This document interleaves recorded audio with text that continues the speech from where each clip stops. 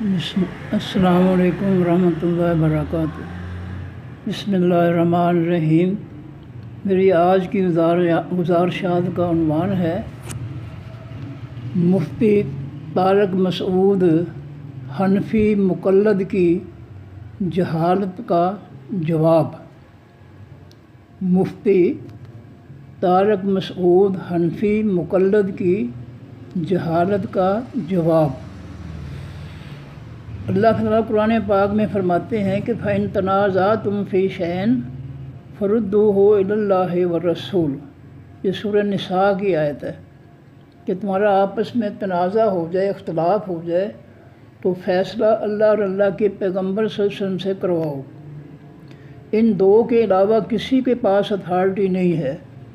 قرآن میں کہیں نہیں ہے کہ ان دو کے علاوہ کسی اور کے پاس فیصلے کے لیے جاؤ۔ تو یہ دو اللہ اور اللہ کے پیغمبر جو ہے ان کو جو اختیار ہے امت کے تنازعات یا اختلافات کا فیصلہ کرنا، یہ صرف ان دو کے پاس ہے، اور ان دو کے علاوہ کسی اور کا فیصلہ جو ہے وہ شرعی فیصلہ نہیں ہوگا، وہ جہالت ہی ہوگی۔ دوسری آیت ہے اسی سورہ نساء کے اندر کہ فَلَا وَرَبِّكَ لَا يُؤْمِنُونَ حَتَّىٰ يُحَكِّمُوكَ فِي مَا شَجَرَ بَيْنَهُمْ۔ اے میرے حبیب صلی اللہ علیہ وسلم، مجھے آپ کا رب ہونے کی قسم ہے کہ جب تک یہ لوگ جو ہے آپ کے حکم کو اب خوش دلی سے مان نہیں لیتے ہیں، اس وقت تک یہ ایمان والے نہیں ہو سکتے۔ تو نبی کے فیصلے کی اس آیت میں نبی صلی اللہ علیہ وسلم کے فیصلے کی اہمیت ہے، اور نبی علیہ السلام کا فیصلہ اصل میں اللہ کا فیصلہ ہے۔ جیسے اللہ فرماتے ہیں کہ وَمَا يَنطِقُ عَنِ الْهَوَىٰ إِنْ هُوَ إِلَّا وَحْيٌ يُوحَىٰ۔ ہمارے پیغمبر محمد صلی اللہ علیہ وسلم جو ہیں وہ ہم جو وحی کرتے ہیں وہی آگے بولتے ہیں، بغیر وحی کے نہیں بولتے، نہیں بات کرتے۔ اس کے بعد سورہ نساء ہی کے اندر جو ہے لقب مفتی جو ہے اس کا فیصلہ بھی اللہ نے کیا ہے۔ دو آیتیں ہیں، اللہ تعالیٰ فرماتے ہیں کہ اے نبی صلی اللہ علیہ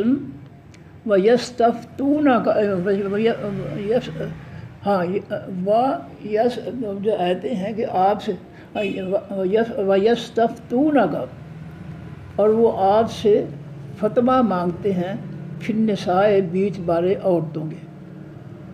تو وہاں اللہ فرماتے ہیں قُلِ اللّٰهُ، اے نبی صلی اللہ علیہ وسلم آپ کہہ دیں اللہ تعالیٰ ہی یفتیکم فتویٰ دیتا ہے تم کو فتویٰ اللہ دیتا ہے۔ اللہ تعالیٰ نے نبی علیہ السلام کو یہ نہیں فرمایا کہ ہم تجھے مفتی کا لقب دیتے ہیں، آپ جو ہے لوگوں کو فتوے جو ہے دیں، یا اللہ کے پیغمبر صلی اللہ علیہ وسلم نے کسی صحابی کو مفتی نہیں بنایا کہ وہ جو ہے لوگوں کے اندر جو ہے فتوے جو ہے وہ جاری کرے۔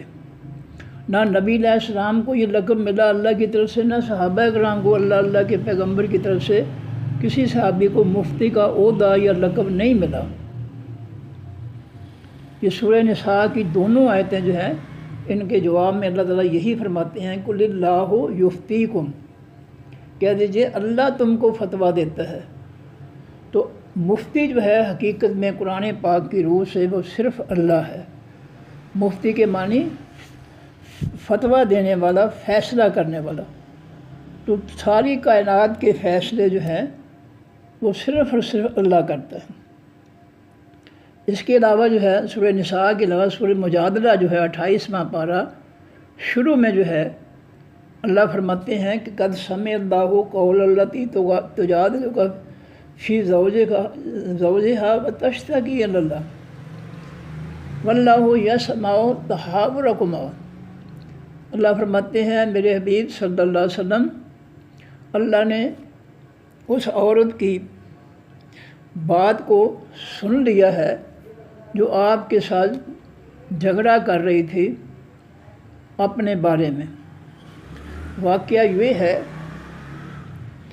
اپنے خامند کے بارے میں فرمایا، واقعہ یہ ہے کہ مغرب کے قریب کا وقت تھا، خامر نے اپنی بیوی کو جو ہے یہ کہہ دیا صحابیہ کو کہ تو میری ماں کی پشت جیسی ہے، اور زمانہ جاہلیت میں یہ کہنے پر جو ہے طلاق ہو جاتی تھی، اور وہ بیچاری جو ہے بچوں والی تھی، شام مغرب کا ٹائم قریب تھا، وہ نبی علیہ السلام کے پاس آئی حجرہ عائشہ صدیقہ رضی اللہ تعالیٰ عنہ میں، اور نبی علیہ السلام سے عرض کیا کہ اللہ کے پیغمبر صلی اللہ علیہ وسلم میرے خامن نے مجھے میری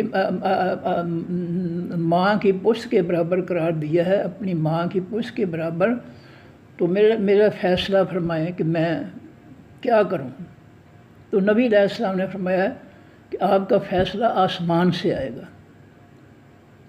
تو قرآن کہتا ہے اللہ تی تجادلو کا، جو آپ سے جھگڑ رہی تھی، جھگڑا کیا تھا کہ میرے معاملے میں آپ جو ہے مجھے فیصلہ دیں، میں کیا کروں، کہ کہاں جاؤں، میں میرے بچے ہیں، میں اپنے گھر کو چھوڑ کر کہاں رہوں میں رات۔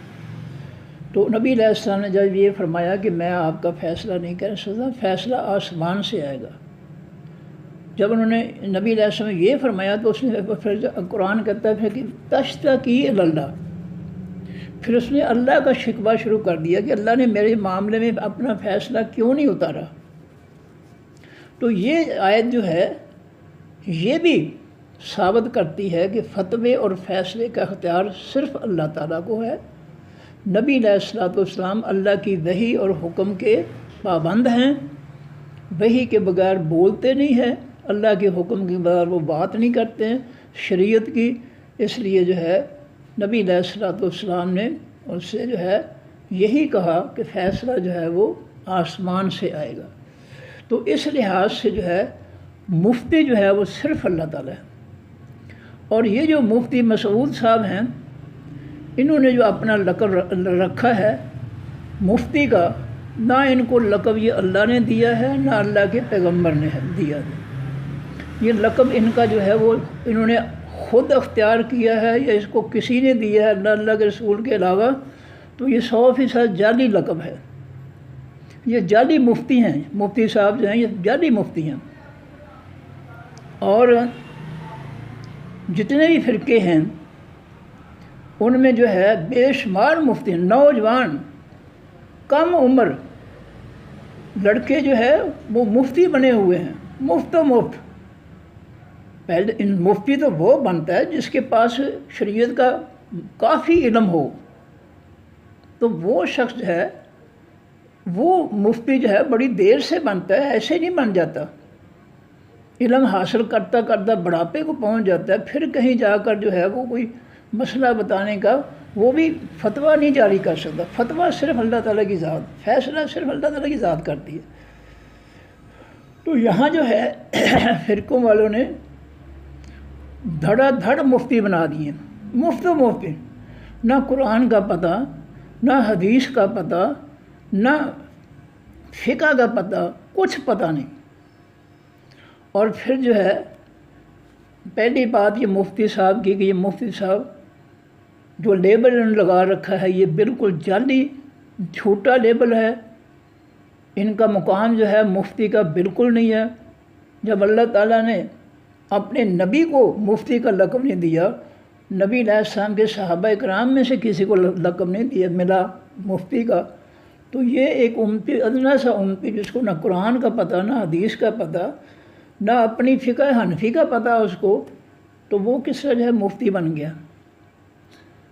اس کے بعد جو ہے مفتی صاحب جو ہے دلیل دیتے ہیں کہ 4 امام ہیں، امام ابو حنیفہ، امام احمد بن حنبل، امام مالک اور امام شافعی، یہ چاروں جو ہے یہ مجتہد ہیں، ان کا دین جو تھا نبی علیہ السلام کے زمانے میں بھی تھا، اور قرآن و حدیث جو ہے ان مجتہدین کے ذریعے جو ہے اس کی سوجھ بوجھ جو ہے حاصل ہوئی ہے، ان کے بغیر قرآن و سنت کو کوئی نہیں سمجھ سکتا، کہنا ان کا یہ ہے۔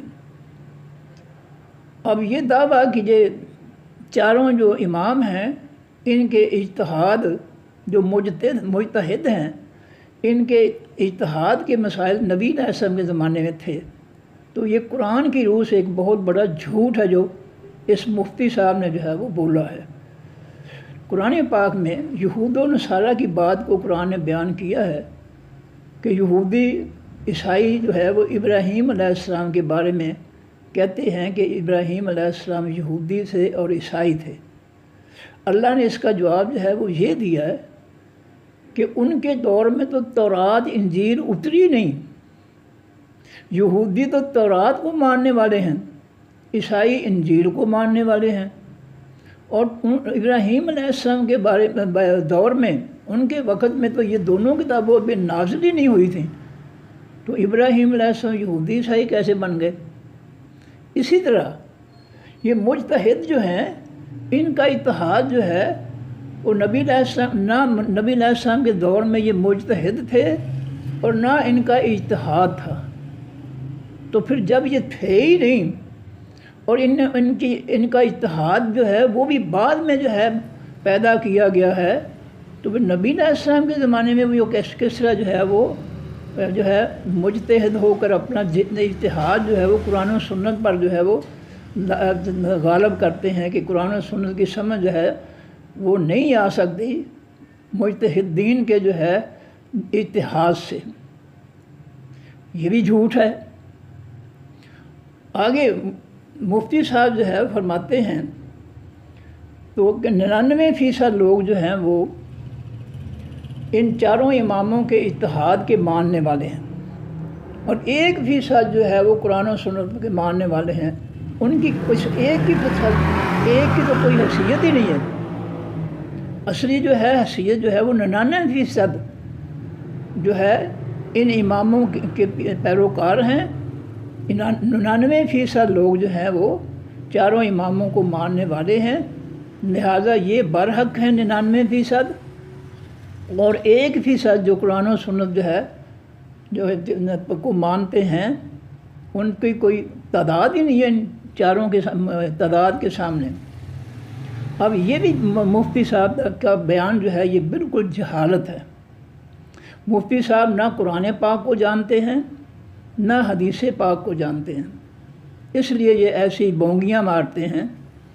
قرآن پاک میں 8واں پارہ ہے، پہلا رکوع ہے، اس میں اللہ فرماتے ہیں کہ وَإِن تُطِعْ أَكْثَرَ مَنْ فِي الْأَرْضِ، اے میرے حبیب صلی اللہ علیہ وسلم اگر آپ زمین والوں کی اکثریت کا حکم مانیں گے یُضِلُّکُمْ عَنْ سَبِیلِ اللہ، تو وہ اللہ کے راستے سے تمہیں گمراہ کر دیں گے۔ یہ آیت ہے۔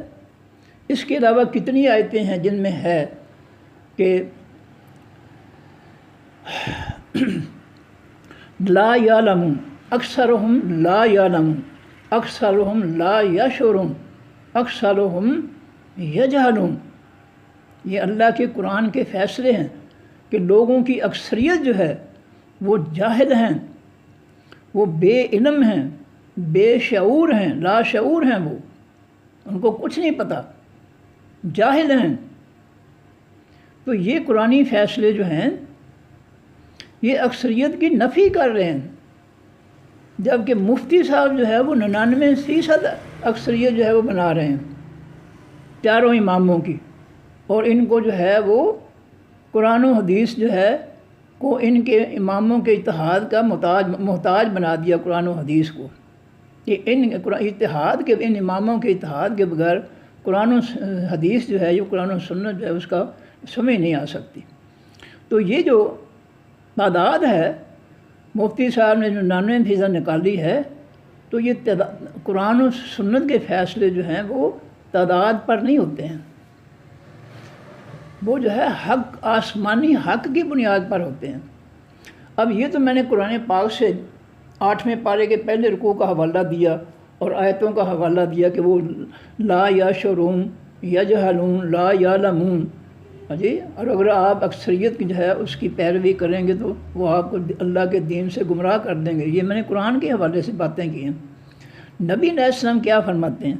نبی علیہ السلام فرماتے ہیں کہ میری امت کے 73 فرقے ہوں گے، ان میں سے جو ہے 72 جو ہے وہ جہنم میں جائیں گے اور ایک فرقہ جو ہے وہ جنت میں جائے گا۔ اب صحابہ کرام رضی اللہ عنہ نے سوال کیا، عرض کی اللہ کے پیغمبر صلی اللہ علیہ وسلم وہ ایک فرقہ جو جنت میں جائے گا وہ کون سا فرقہ ہے؟ تو آپ نے فرمایا ما انا علیہ و اصحابی، جس دین پر میں ہوں اور میرے صحابہ ہیں، اس دین پر چلنے والے لوگ جو ہیں قیامت تک سب کے سب جو ہے وہ جنتی فرقے میں شامل ہوں گے۔ جس دین پر ما انا علیہ ہے، جس دین پر میں ہوں وہ اصحابی اور میرے صحابہ ہیں، اس دین پر چلنے والے قیامت تک کے لوگ جو ہے یہ سارے کے سارے جنتی فرقے میں شامل ہیں۔ اب یہ نبی علیہ الصلوۃ والسلام نے یہ فرمایا ہے۔ اب دیکھیں یہ 73 فرقوں کی نسبت کیا بنتی ہے؟ 1 نسبت 72۔ اب 72 جو فرقے ہیں ان کو نبی علیہ السلام جہنمی قرار دے رہے ہیں، اور ایک فرقہ جو ہے وہ جنتی قرار دے رہے ہیں۔ تو کیا 72 فرقے جو ہے ان کی تعداد جو زیادہ ہے، جن کے بارے میں نبی علیہ الصلوۃ والسلام ان کو جہنمی قرار دے رہے ہیں، اور مفتی صاحب جو ہے اکثریت کو جو ہے وہ غالب کرنے کی کوشش کر رہے ہیں کتاب و سنت کے مقابلے میں، تو یہ مفتی صاحب کی جہالت نہیں ہے تو اور کیا ہے؟ پنجاب کا گورنر غلام تاثیر جب قتل ہوا ہے تو جاوید غامدی صاحب جو حنفی ہیں انہوں نے ٹی وی پر فرمایا تھا کہ پاکستان کے عوام جو ہے 90% عوام جو ہے وہ حنفی فقہ کے ماننے والے ہیں، لہٰذا گستاخ رسول جو ہے وہ واجب القتل نہیں ہوتا ہے۔ غلام تاثیر کو جب قتل کیا گیا ہے، ناحق کیا گیا ہے، گستاخ رسول جو ہے فقہ حنفی کے مطابق جو ہے وہ واجب القتل نہیں ہے، بلکہ فقہ حنفی جو ہے اس کو 3 دن قید کی سزا دیتی ہے۔ فقہ حنفی کے مطابق گستاخ رسول کی سزا 3 دن ہے۔ یہ ہے فقہ حنفی کی نظر میں نبی علیہ الصلوۃ والسلام کی عزت کی قیمت، کہ اگر کوئی نبی علیہ السلام کی عزت ختم کرتا ہے، آپ کی توہین کرتا ہے، تو صرف 3 دن کے لیے جو ہے اس کو جیل میں رکھا جائے گا۔ اب یہ جو فقہ حنفی کا مسئلہ ہے، کیا یہ قرآن کے مطابق ہے؟ کیا یہ حدیث کے مطابق ہے؟ یہ جو حنفی مجتہد نے یہ مسئلہ بنایا ہے کہ 3 دن اس کی سزا گستاخ رسول کی، تو کیا یہ قرآن کے مطابق؟ قرآن نے یہ ایسی بات کی ہے؟ کیا یہ قرآن کا فتویٰ ہے؟ کیا یہ نبی علیہ السلام کا فرمان ہے کہ 3 دن ہے؟ یہ بھی مفتی صاحب کی جہالت کو یہ چیز ظاہر کرتی ہے کہ فقہ حنفی کی کوئی حیثیت نہیں ہے قرآن و سنت کے مقابلے میں۔ یہ 3 دن کی سزا دینے والی فقہ جو ہے اس کو کس نے یہ اختیار دیا ہے؟ کیا نبی علیہ السلام کے دور میں، صحابہ کرام کے دور میں جو ہے گستاخ رسول جو ہے اس کی 3 دن سزا دی گئی ہے؟ کہ جی مجتہد کے اجتہاد کے بغیر کتاب و سنت کی سمجھ نہیں آ سکتی؟ کیا سمجھیں؟ 3 دن کی سزا سمجھیں قرآن و حدیث کو چھوڑ کر؟ قرآن میں ابو لہب کا واقعہ آتا ہے، سورہ لہب اترتی ہے، وہ نبی علیہ السلام کی توہین کرتا ہے، گستاخی کرتا ہے، توہین کرتا ہے۔ اللہ نے فوراً سورہ لہب اتار دی اور اس کو سزا دی، گردن میں اس کے پھوڑا نکلا، اور اس سے وہ بڑی تکلیف میں جو ہے ہلاک ہوا، پکڑ کر لی اللہ نے اپنے نبی کی توہین پر، اس کی جان ختم کر دیا اس کو۔ اس کی بیوی نبی علیہ السلام کے راز میں کانٹے بچھاتی تھی، اس کو جو ہے رسی جو ہے گٹھے کی رسی کا پھندا دے کر اللہ نے ہلاک کیا اس کو، فوراً بدلہ لیا۔ اس کے بعد جو ہے جب مدینہ نبی علیہ السلام چلے گئے تو وہاں یہودی کعب بن اشرف یہودی تھا، اور ایک اور یہودی تھا ابو عتیق یا ابن عتیق، میں اس وقت بھول رہا ہوں بڑھاپے کی وجہ سے، اور ایک عورت تھی حمنہ نامی یہودی تھی۔ ان تینوں نے نبی علیہ الصلوۃ والسلام کی ازواج مطہرات کے خلاف کچھ بکواس کی، توہین آمیز۔ نبی علیہ السلام کو بڑا دکھ ہوا، اور آپ نے جو ہے وہ صحابہ کو فرمایا کہ کون ہے جو کعب بن اشرف یہودی کا اور دیگر کا خاتمہ کرے گا؟ تو کعب بن اشرف جو تھا اس کی ہلاکت کے لیے محمد بن مسلمہ جو ہے انہوں نے کہا اللہ کے رسول صلی اللہ علیہ وسلم میں اس کو جو ہے ختم کرتا ہوں۔ تو تینوں کو ختم کیا گیا، یہ تینوں کو جو ہے ہلاک کیا گیا نبی علیہ السلام کی بیویوں کی توہین کی وجہ سے۔ اب نبی کی توہین پر بھی اللہ تعالیٰ فوراً بدلہ لیتا ہے ابو لہب اور اس کی بیوی سے، اور نبی علیہ السلام کی بیویوں کی توہین کا بھی اللہ کے حکم سے نبی علیہ السلام فوراً بدلہ لیتے ہیں کہ ان کو قتل کروا دیتے ہیں۔ اب یہ قرآن اور حدیث جو ہے یہ فقہ حنفی کے اجتہاد جو ہے، مجتہدین فقہ حنفی جو ہے ان کے اجتہاد کے تابع کیسے ہو گئی؟ وہ تو ان کے خلاف ہے۔ فقہ حنفی جو ہے وہ تو قرآن و سنت کے خلاف ہے، وہ قرآن و سنت کے خلاف فیصلہ دے رہی ہے فقہ حنفی جو ہے کہ 3 دن کی سزا ہے۔ استغفر اللہ، کیا نبی کی عزت اور احترام کی اتنی قیمت لگائی ہے فقہ حنفی نے؟ بڑے افسوس کی بات ہے، اس فقہ حنفی کو غالب کیا جا رہا ہے قرآن و سنت پر، کہ ایک مجتہد کے بغیر جو ہے قرآن و حدیث کو سمجھا ہی نہیں جا سکتا۔ مجتہد تو خود سمجھ والے نہیں ہیں۔ اب میں اس کی بھی دلیل دیتا ہوں۔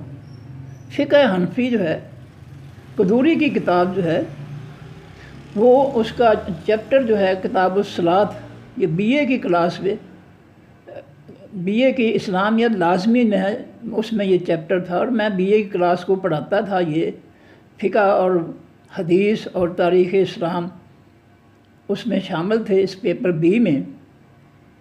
تو اس میں جو ہے مجتہد جو ہیں فقہ حنفی کے امام ابو حنیفہ، ان کے شاگرد جو ہے ان کی مخالفت کرتے ہیں۔ مثلا نماز شروع کرتے ہوئے تکبیر اولیٰ جو ہے، اس میں نبی علیہ السلام نے اللہ اکبر کا جملہ جو ہے یہ اختیار کیا ہے، اور امت کو بھی دیا ہے کہ نماز شروع کریں تو اللہ اکبر کہہ کر نماز شروع کر دیں۔ اور اس جملے کے خلاف حنفی مجتہد جو امام ابو حنیفہ ہیں وہ کہتے ہیں کہ جی اللہ اکبر کے بجائے اللہ احد، اللہ اعظم اور اللہ جو ہے وہ الرحمن اکبر، یہ جملے بھی کہے جا سکتے ہیں۔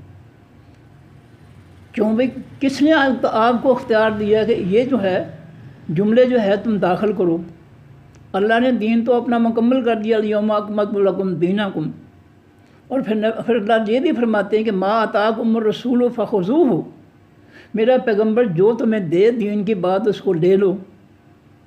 پھر نبی علیہ السلام نے فرمایا کل بدعۃ ضلالۃ، کہ ہر نئی چیز جو اسلام میں داخل کی جائے گی دین میں وہ جو ہے وہ بدعت ہوگی، اور کل بدعۃ ضلالہ، کل ضلالۃ فی النار، ہر بدعت جو ہے گمراہی ہے، ہر نئی چیز مکمل دین ہے جو اللہ کا، اس میں ٹھونسنا داخل کرنا یہ بدعت ہے، گمراہی ہے، اور ہر گمراہی جو ہے انسان کو جہنم میں لے جائے گی۔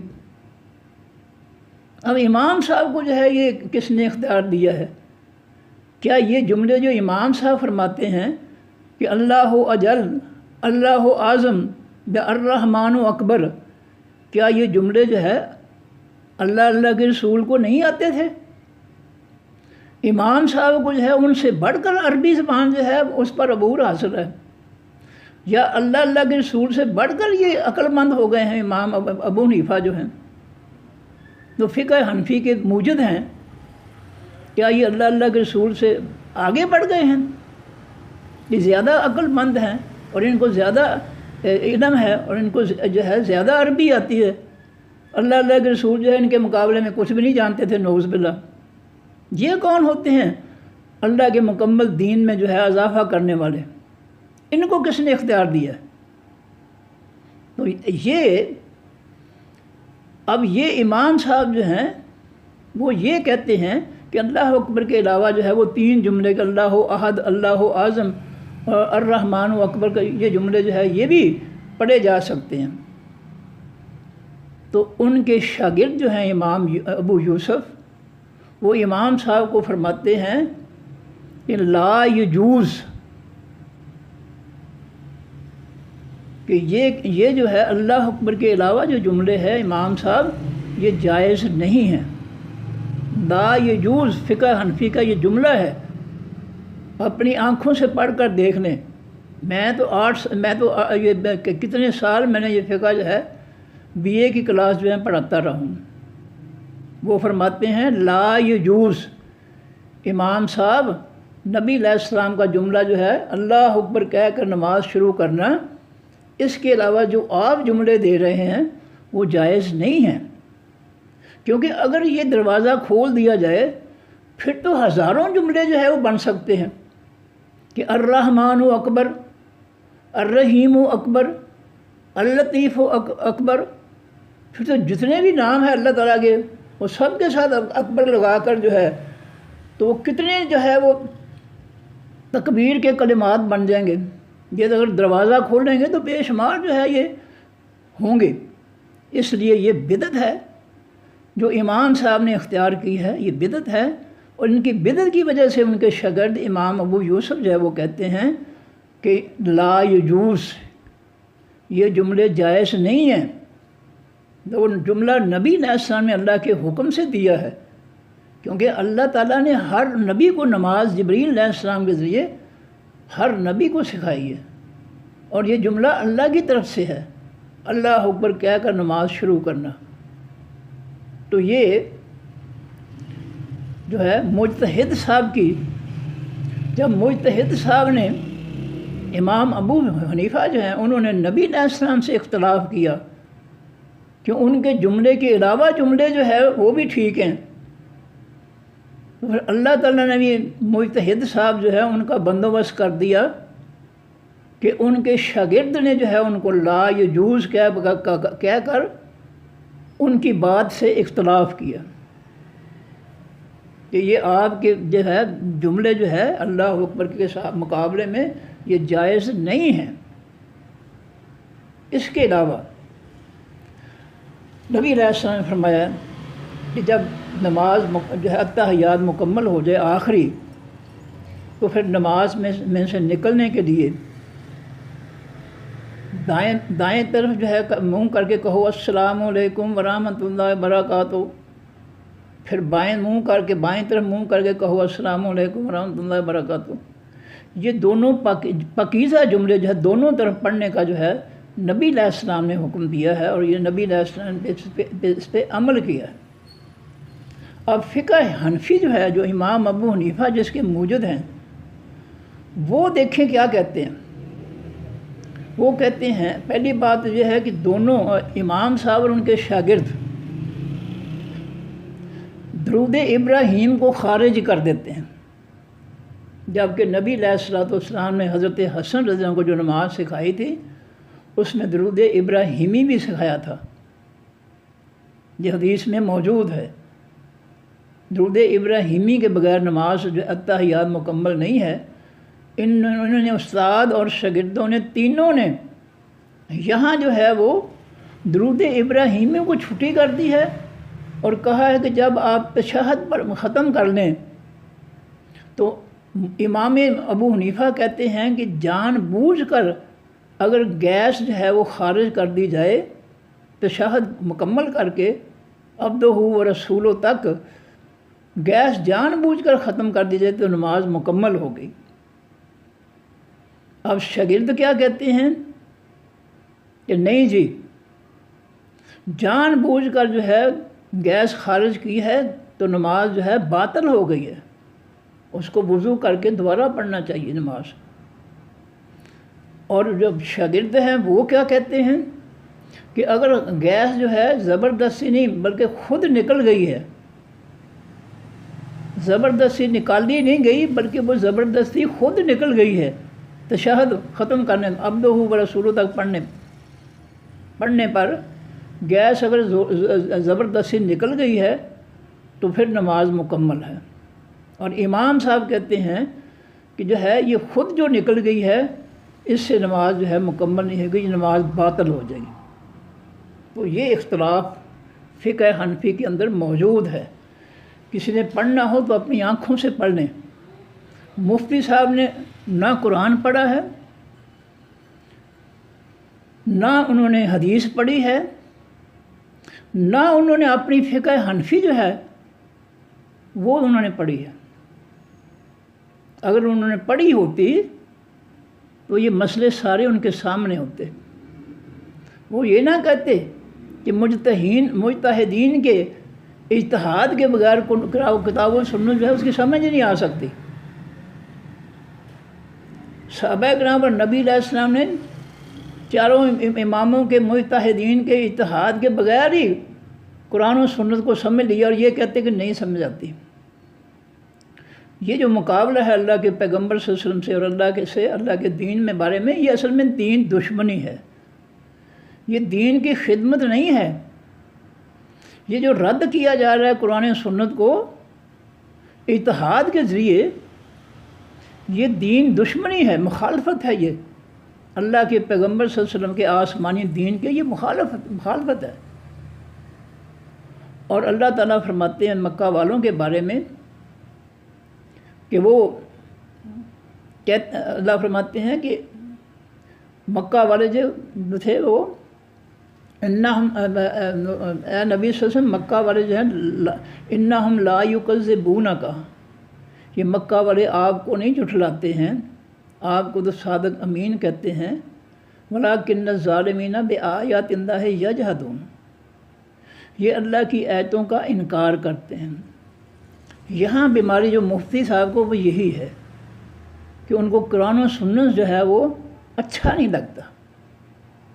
اور پچھلے ماضی قریب میں مفتی صاحب نے جو ہے نبی علیہ الصلوۃ والسلام کے بارے میں جو گستاخی کی تھی، بہتان لگایا تھا گرامر کے معاملے میں، قرآن پاک کی گرامر کے معاملے میں. اب وہ جملہ جو ہے ان الفاظ کے ساتھ مجھے یاد نہیں کہ میں بڑھاپے کی وجہ 80 سال سے عمر زیادہ ہے میری، بڑھاپے کی وجہ سے میرا حافظہ کم ہے، ورنہ میں جملے وہ یاد ہوتے میں ضرور بتا دیتا. لیکن اس مفتی صاحب جو ہے طارق مسعود صاحب، انہوں نے نبی علیہ السلام کے پر بہتان لگایا گرامر کے بارے میں. گرامر جو ہے غلط قرار دی نبی علیہ السلام کو. گرامر جو ہے وہ غلطی انہوں نے کی ہے، اس قسم کا مفہوم نکلتا ہے. تو یہ واضح طور پر جو ہے یہ اسلام دشمنی ہے. ورنہ کیا پدی اور کیا پدی کا شوربہ، اس شخص مفتی کی جو ہے کیا حیثیت ہے؟ اس کے پاس کون سا علم ہے کہ یہ نبی علیہ السلام پر بہتان لگاتا ہے گرامر کی غلطی کا؟ تو یہ جو ہے یہ اور کچھ نہیں ہے، صرف ان کو جو ہے قرآن و سنت کی تکلیف ہے. کہ ہماری جو ہے فقہ جو ہے اس کے مقابلے میں قرآن حدیث کی بات کیوں کی جاتی ہے؟ اصل تکلیف جو ہے ان کو یہ ہے. تو اللہ کے پیغمبر صلی اللہ علیہ وسلم نے جو دین مقرر کیا ہے اس میں کوئی شخص جو ہے تبدیلی نہیں کر سکتا. قرآن کہتا ہے لا تبدیل لکلمات اللہ، اللہ کے فیصلوں کو کوئی بدل نہیں سکتا.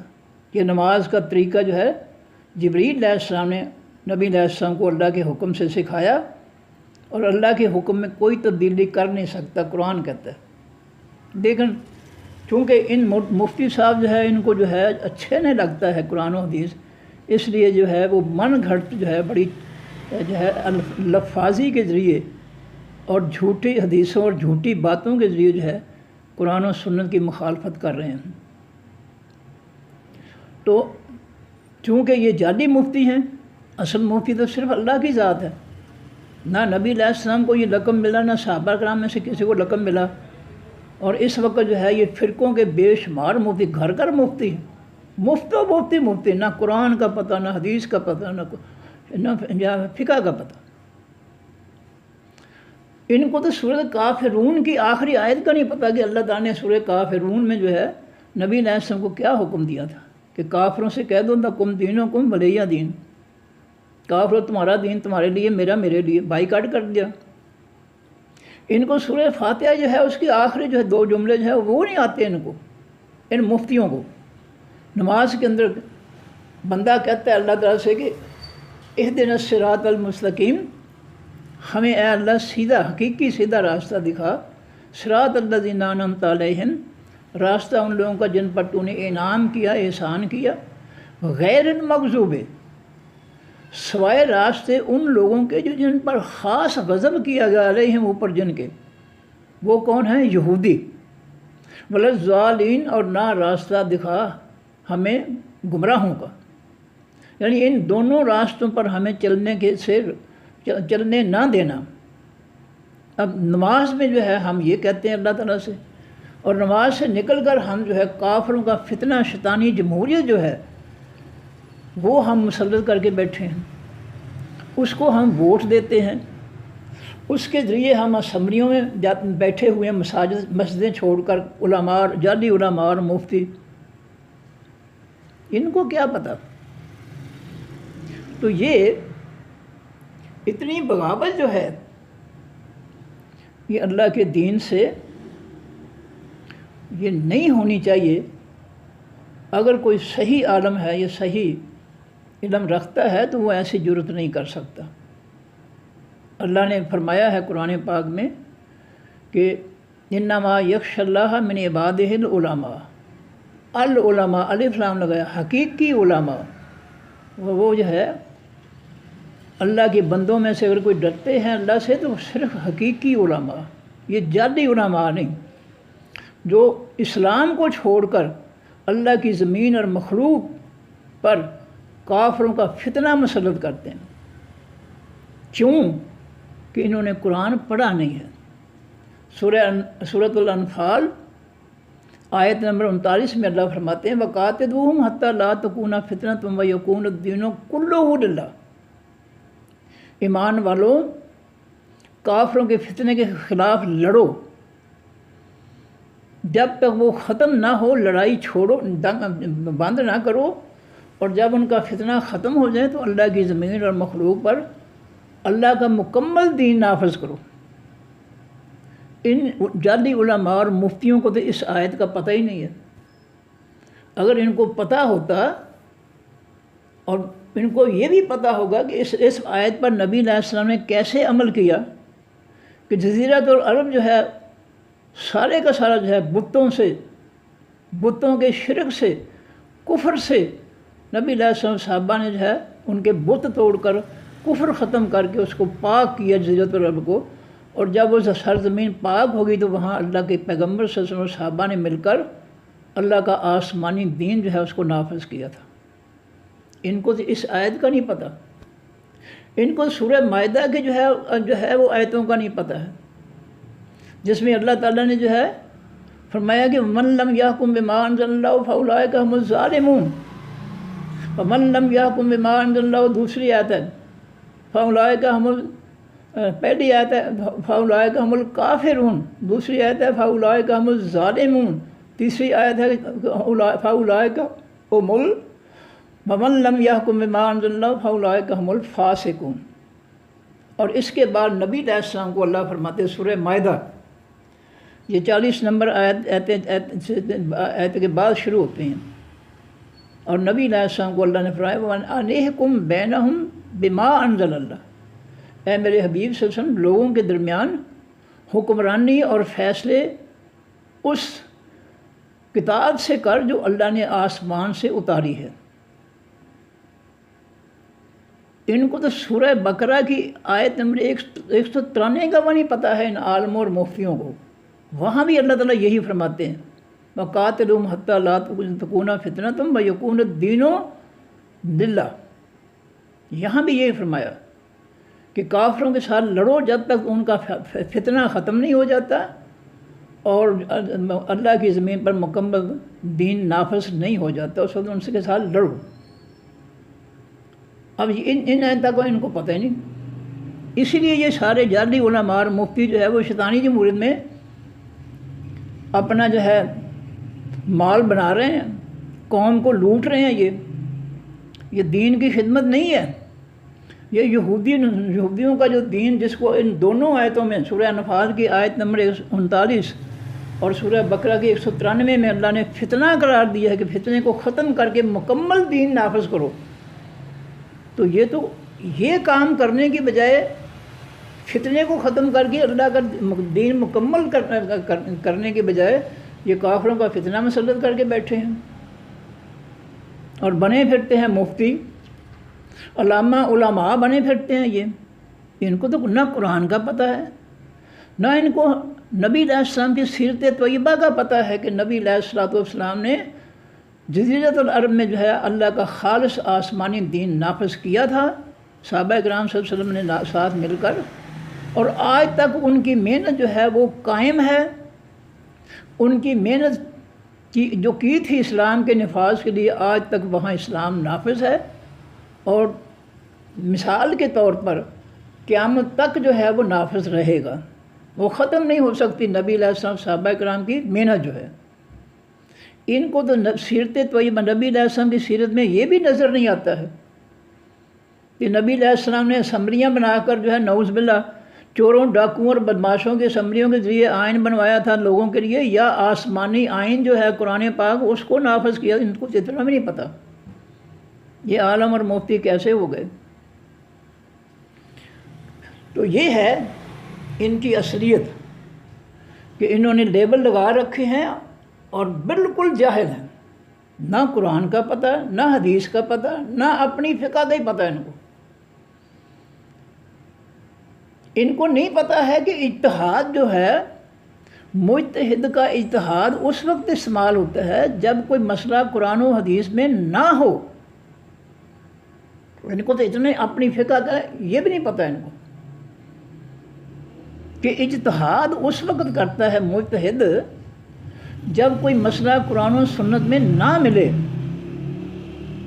تو پھر وہ قرآن و سنت کے زیر اثر احکام اور فیصلے جو ہیں ان کو سامنے رکھ کر جو ہے کوئی نیا فیصلہ جو ہے اس کے لیے اجتہاد کرتا ہے۔ جیسے حدیث میں آتا ہے کہ نبی علیہ السلام نے معاذ بن جبل رضی اللہ تعالیٰ عنہ کو جب یمن کا گورنر بنایا اور اس کو جو ہے ان کے ساتھ جو ہے کچھ فاصلے کی چلے اور پوچھا کہ تم کیسے فیصلے کرو گے؟ انہوں نے کہا جی اللہ کی کتاب قرآن پاک میں سے، اور پھر نبی علیہ السلام کے فرمان حدیث میں سے، آپ کے فرمان میں سے فیصلے کروں گا، اور اگر ان دونوں میں نہ ہوئے تو پھر میں ان دونوں کی روشنی میں پھر میں خود جو میرے پاس علم ہے میں اس علم کے ذریعے میں اجتہاد کروں گا قرآن و سنت کی روشنی میں۔ ان علماء اور مفتیوں کو تو اس کا بھی نہیں پتہ کہ اجتہاد جو ہے یہ تو ضرورت ہے کہ جب کوئی مسئلہ کا حل نظر نہ آئے تو پھر اجتہاد کرو۔ تو یہ تو سارے کتاب و سنت پر اجتہاد کو جو ہے غالب کر رہے ہیں کہ یہ اجتہاد کے بعد بغیر مجتہد کے بغیر جو ہے قرآن و سنت کی سمجھ نہیں آ سکتی۔ واہ جی واہ، کیا خوب ہے۔ اجتہاد کی اپنی غلطی، ان کے اپنے جو ہے شاگرد جو ہے ان کے اجتہاد کو نہیں مانتے، ان کے مسائل کا انکار کرتے ہیں، اور ان لوگوں نے جو ان کو امام اعظم کا درجہ دے دیا، جن کے شاگرد کہتے ہیں کہ آپ کا فرمان لا یجوز، جائز نہیں ہے، ان کو امام اعظم بنا دیا اس امت کا، جبکہ قرآن پاک کی روح سے ہر امت کا امام اعظم جو ہے اس امت کا نبی ہوتا ہے۔ اللہ تعالیٰ قرآن پاک میں فرماتے ہیں کہ ہم قیامت کے دن ہر گروہ انسانوں کے امت کو، گروہ کو، جماعتوں کو ان کے امام کے ساتھ جو ہے ہم لائیں گے اپنے سامنے حساب و کتاب کے لیے۔ تو اس امت کا امام اعظم جو ہے محمد رسول اللہ ہیں، ابو حنیفہ یا کوئی اور امام نہیں ہے، چونکہ یہ سارا جو ہے یہ اسلام دشمنی کا شاخسانہ ہے، اس لیے جو مسئلہ بھی بنتا ہے بغیر کسی دلیل کے جو ہے اس کو ٹھونس دو لوگوں پر، تاکہ لوگ جو ہے ان کے پلے نہ ان کا ایمان رہے اور نہ ان کا کوئی عمل ان کے پلے رہے۔ یہ اصل میں یہ لوگوں کے بھی دشمن ہیں اور اللہ کے دین کے بھی دشمن ہیں۔ تو اس یہ اجتہاد جو ہے جس کو جو اتنا درجہ دیا جا رہا ہے کہ اتحاد کے بغیر کتاب و سنت جو ہے قرآن و حدیث کی سمجھ نہیں آتی ہے، یہ حالت ہے اس اتحاد کی کہ بغیر کسی ضرورت کے اتحاد کیے جا رہے ہیں، اور پورے دین حق جو ہے آسمان سے اترنے والا دین جو ہے اس کے جو ہے مخالفت میں اتحاد ٹھوکے جا رہے ہیں۔ ضرورت جہاں بالکل ضرورت نہیں ہے اتحاد کا، تو مسئلہ یہ ہے کہ جہاں قرآن و سنت کا مسئلہ نہ ہو وہاں اتحاد کرو۔ یہ سارے دین کے خلاف اتحاد لے کر بیٹھ گئے ہیں۔ یہ گمراہی نہیں ہے، اسلام دشمنی نہیں ہے، تو اور کیا ہے؟ تو فرمایا کہ اتحاد کے بارے میں جو ہے یہ مفتی صاحب کا کہنا کہ کتاب و سنت جو ہے وہ مجتہدین کے ذریعے اس کی سمجھ لوگوں تک آئی ہے، بالکل غلط ہے، جھوٹ ہے۔ اس دور میں نبی علیہ السلام کے دور میں نہ اتحاد تھا نہ مجتہدین تھے، اس لیے یہ تو بات ہی غلط ہے۔ اس کے بعد جو ہے قرآن پاک کہ جو ہے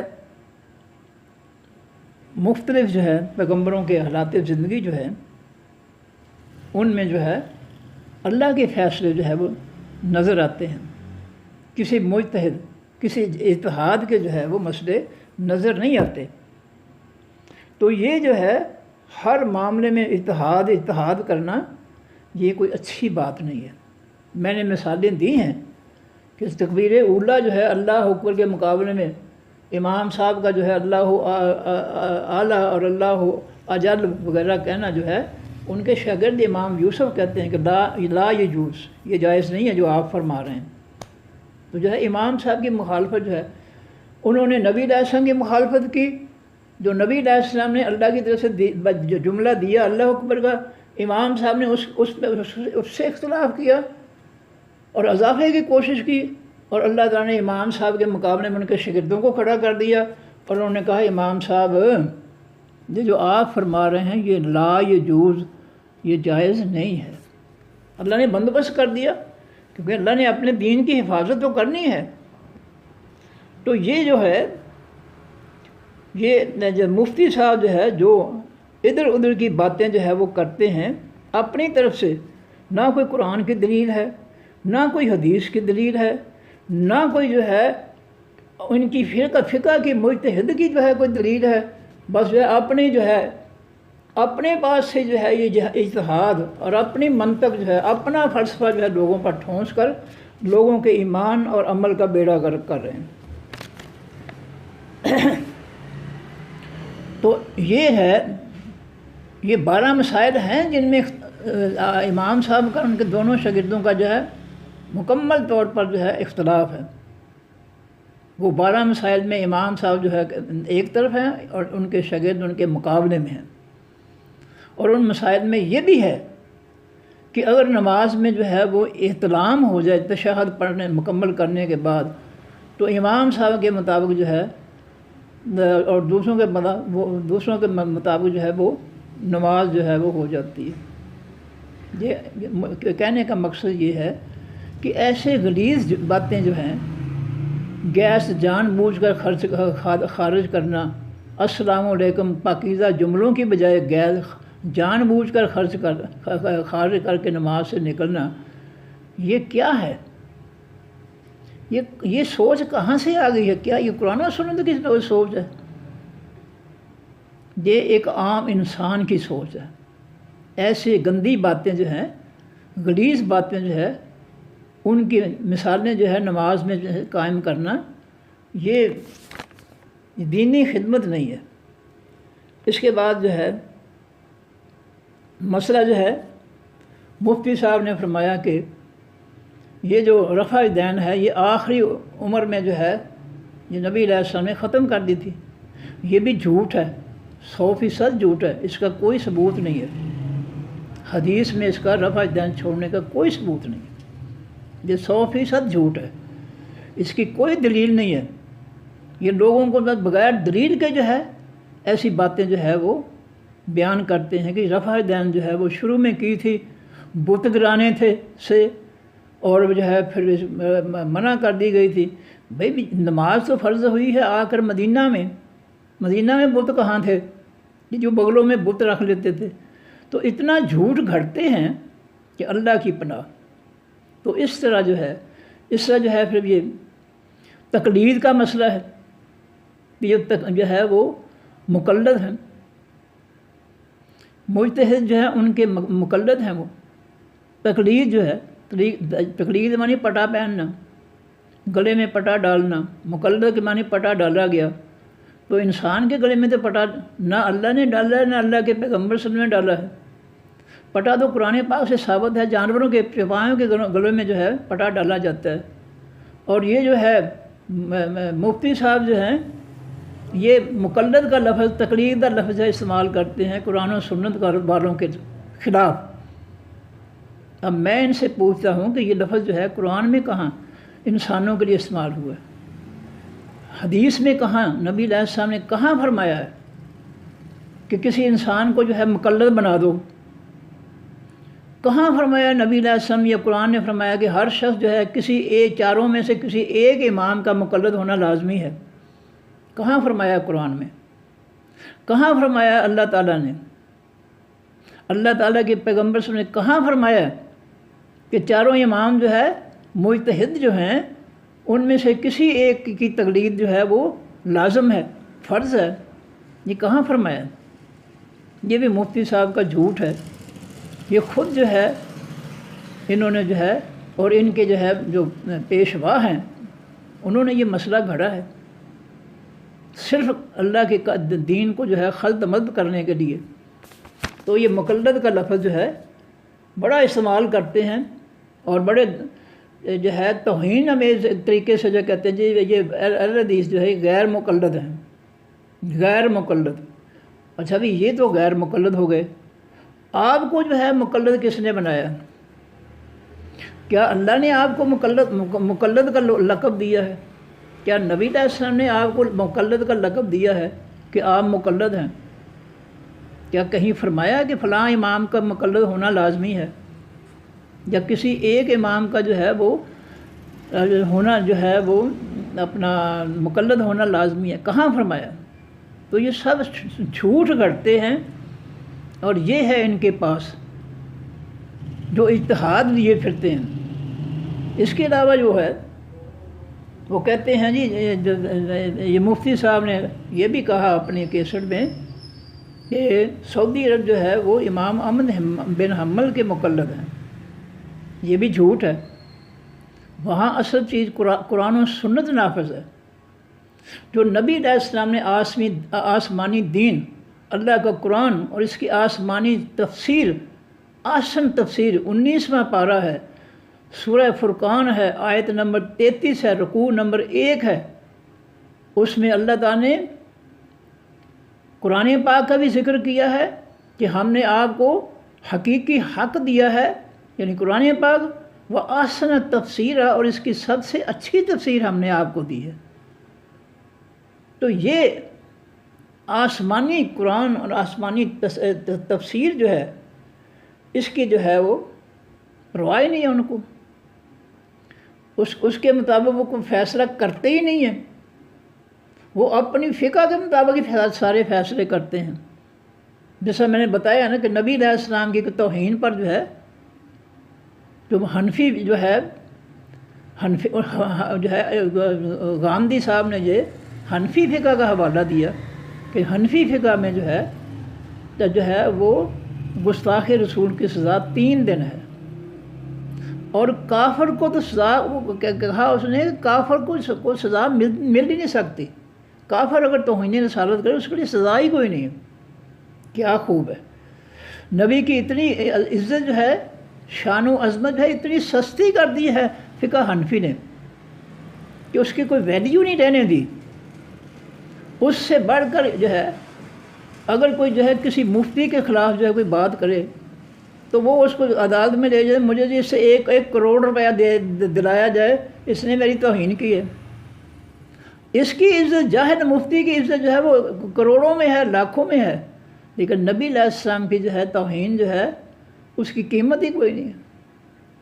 3 دن اس کو جو ہے جیل میں مہمان بنا کر رکھو، کیا خوب ہے۔ تو یہ جو ہے یہ سارے فتنے جو ہیں یہ صرف قرآن و سنت کی مخالفت کی وجہ سے معاشرے کے اندر جو ہے یہ سارے فتنے پھیلے ہوئے ہیں، جن کی تائید نہ قرآن کرتا ہے نہ نبی کا فرمان کرتا ہے صلی اللہ علیہ وآلہ وسلم۔ اور یہ کہنا کہ وہاں پر فقہ ہے سعودیہ میں، نہیں، یہ غلط ہے۔ نبی علیہ السلام نے قرآن اور سنت، قرآن پاک کی تفسیر جو نبی علیہ السلام کی زبان مبارک سے جو ہے وحی کی صورت میں آگے امت کو جاری ہوئی ہے، قرآن بھی اور اس کی تفسیر بھی، ان دونوں کو نافذ کیا تھا۔ کسی کی فقہ جو ہے یا کافروں کا فتنہ جو ہے جو ہم نے مسلط کر رکھا ہے کلمہ پڑھ کر بھی، یہ نبی علیہ السلام نے یہ فتنہ نافذ نہیں کیا، اور نہ نبی علیہ السلام نے آسمانی قرآن اور فقہ کے علاوہ کچھ اور جو ہے اللہ کی ضمیر اور مخلوق پر نافذ کیا ہے۔ صرف قرآن اور اس کی تفسیر جو ہے اس کو نبی علیہ السلام نے نافذ کیا ہے، اور اس جزیرۃ العرب میں کی ریاستوں میں آج بھی نبی علیہ السلام اور صحابہ کرام کی محنت جو ہے وہ قائم ہے، اللہ نے قیامت تک اس کو قائم رکھنا ہے، وہاں اسلام نافذ ہے، آسمانی اسلام کے مسائل جو ہے وہ نافذ ہیں۔ اور یہ کہنا کہ وہاں پر فقہ حملی نافذ ہے، یہ جو ہے یہ قرآن و حدیث کی مخالفت ہے، اس کو چھپانا ہے۔ یہ قرآن حدیث کی بات نہیں نکلنی چاہیے ہمارے منہ سے، باقی سب کوئی نکلتا جائے۔ تو اصل بات ہے کہ وہاں قرآن اور حدیث نافذ ہے، نئے مسائل کوئی آ جائیں تو وہ قرآن و حدیث کی روشنی میں امام احمد بن حنبل جو ہے ان کی رائے کو ترجیح دیتے ہیں، اصل بات یہ ہے۔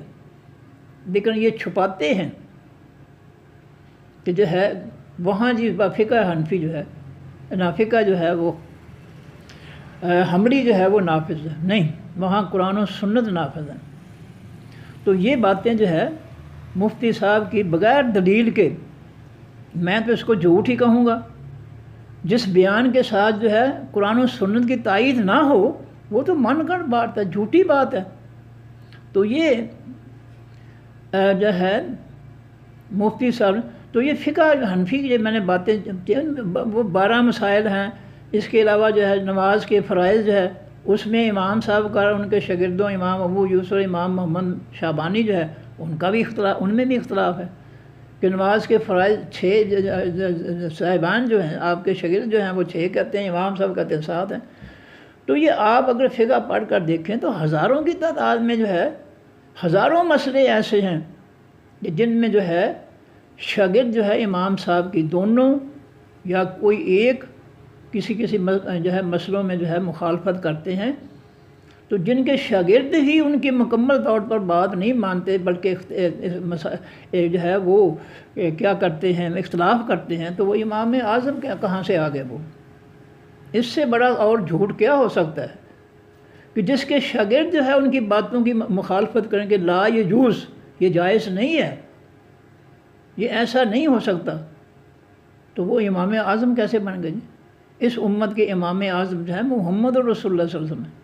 اس لیے میں جو ہے ان جو ہے سو کالڈ مفتی صاحب جو ہیں جو اپنے آپ ہی مفتی بن گئے ہیں، نہ اللہ نے ان کو مفتی بنایا نہ اللہ کے نبی صلی اللہ علیہ وسلم نے ان کو مفتی بنایا، تو یہ ہے اپنے آپ ہی مفتی بن گئے ہیں گھر بیٹھے، مفت و مفتی، نہ قرآن کا پتہ ہے نہ حدیث کا پتہ ہے نہ اپنی فقہ کا پتہ ہے قدوری کا۔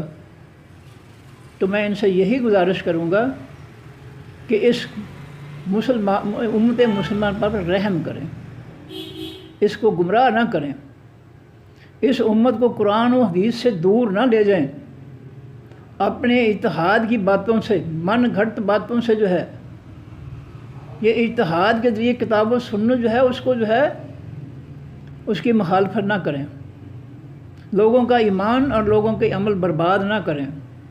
یہ بہت بڑا مفتی صاحب جرم ہے، یہ آپ کو اتنا گناہ ہے۔ قرآن کہتا ہے یحملون اثقالہم اثقالہم مع اثقالہم، جن کو یہ ظالم گمراہ کرتے ہیں ان کے گناہوں کا بوجھ بھی اور اپنے گناہوں کا بوجھ بھی یہ گمراہ کرنے والے جعلی علماء اور مفتی جو ہے وہ قیامت کے دن اٹھائیں گے۔ اس لیے میں بار بار گزارش کروں گا کہ اس امت پہ رحم کرو۔ اس کو کوئی سکھانا ہے کچھ بات تو کتاب و سنت کی بات سکھائیں۔ قرآن کتاب ہدایت ہے، قرآن کے اور قرآنی تفسیر جو ہے اس کے علاوہ جو ہے لوگوں کی کتابوں کی کوئی حیثیت نہیں ہے۔ نبی علیہ السلام فرماتے ہیں فضل و کلام اللہ علی سائر الکلام کفضل اللہ علی خلقہ ہی، جس سے اللہ تعالیٰ کو اپنی مخلوق پر اعلیٰ مقام حاصل ہے، عظمت حاصل ہے، بڑائی حاصل ہے، اس سے اللہ کے قرآن پاک کو بھی دنیا کی کتابوں پر جو ہے یہ فضیلت حاصل ہے۔ تو اللہ کے رسول کے جو بتائے ہوئے باتیں ہیں، مفتی صاحب ان مسلمانوں پر رحم کریں، ان کو چکروں میں نہ ڈالیں، اتحاد کے چکروں میں نہ ڈالیں، ان کو کتاب و سنت جو ہے پڑھائیں، سکھائیں، آپ کی نجات ہو جائے گی۔ اور اگر آپ نے یہی کچھ کیا، کتاب و سنت پر جو ہے متحد و اتحاد کو جو ہے غالب کرنے کی کوشش کی کہ اتحاد کے بغیر کتاب و سنت کی سمجھ نہیں آ سکتی ہے، تو ایسے جھوٹ جو ہے اس سے لوگوں کو گمراہ نہ کریں۔ اللہ کے رسول صلی اللہ علیہ وسلم نے کہیں نہیں فرمایا کہ اماموں کا جو اتحاد ہے اس کے بغیر تم جو ہے قرآن و حدیث نہیں سمجھ سکتے، لہٰذا تم اماموں کے اتحاد کو سامنے رکھ کر قرآن و حدیث کو سمجھنا۔ یہ کہیں فرمان نہیں، نہ اللہ کا نہ اللہ کے پیغمبر کا۔ یہ آپ لوگوں سے جھوٹ بول رہے ہیں اور آپ لوگوں کو قرآن و سنت سے دور لے جا رہے ہیں، اور یہ آپ کی قرآن و سنت سے دشمنی واضح ہے، کھلا ہے دشمنی ہے۔ یہ دشمنی چھوڑ دیں، یہ آپ کی خیر بلائی اسی میں ہے۔ تو یہ آپ کو اتنا نہیں پتہ ہے کہ اتحاد اس وقت ہوتا ہے جب قرآن و سنت کے اندر کوئی مسئلہ نہ ملے تو پھر اتحاد ہوتا ہے۔ جیسے معاذ بن جبل رضی اللہ عنہ کی حدیث ہے، اس میں یہی ہے کہ جب کتاب و سنت میں سے مجھے کوئی مسئلہ نہیں ملے گا تو پھر کتاب و سنت کی روشنی میں اپنے کوشش سے اجتہاد کروں گا، اس کا حل نکالوں گا میں۔ تو جب کوئی مسئلہ نہ ملے کتاب و سنت سے پھر اجتہاد آتا ہے۔ یہ نہیں کہ اجتہاد جو ہے کتاب و سنت کے مخالف ہی کھڑا کر دو اس کو، تو کتاب و سنت کا انکار ہی کروا دو لوگوں سے، اور مجتہد جو ہے جس کے شاگرد نہیں مانتے ہیں اس کی باتوں کو، اس کی باتوں جو ہے وہ غالب کر دو قرآن و سنت پر۔ یہ کہیں نہیں لکھا ہے، یہ کہیں انصاف کی بات نہیں ہے۔ اللہ کی مخلوق پر رحم کریں، ان کو گمراہ نہ کریں اور نہ ان کو جو ہے قرآن و سنت سے دور کریں، بلکہ ان کو کتاب و سنت کی تعلیم دیں جو نبی علیہ السلام نے صحابہ کرام کو مسجد نبوی کے اندر تعلیم دی، کتاب کی، قرآن پاک کی، اور اس کی آسمانی تفسیر کی جو ہے وہ دی ہے۔ یہ میری گزارش ہے جو ہے مفتی صاحب سے کہ اللہ کی مخلوق پر رحم کریں اور اپنا فلسفہ اور اپنی جھوٹی منطق جو ہے اس کو جو ہے کتاب و سنت پر غالب نہ کریں۔ یہ بہت بڑا ظلم ہوگا اور اس کی سزا تمہیں بہت بڑی ملے گی قیامت کے دن۔ صدق اللہ العظیم۔ سبحانک اللہم و بحمدک نشہد ان لا الہ الا اللہ انت نستغفرک و نتوب الیک وصلی اللہ تعالی علی رسول خیر خلق محمد و آلہ و صحبہ وسلم۔ پروفیسر محمد انور اعوان، ہوشیار پوری۔ اللہ حافظ۔ السلام علیکم ورحمۃ اللہ۔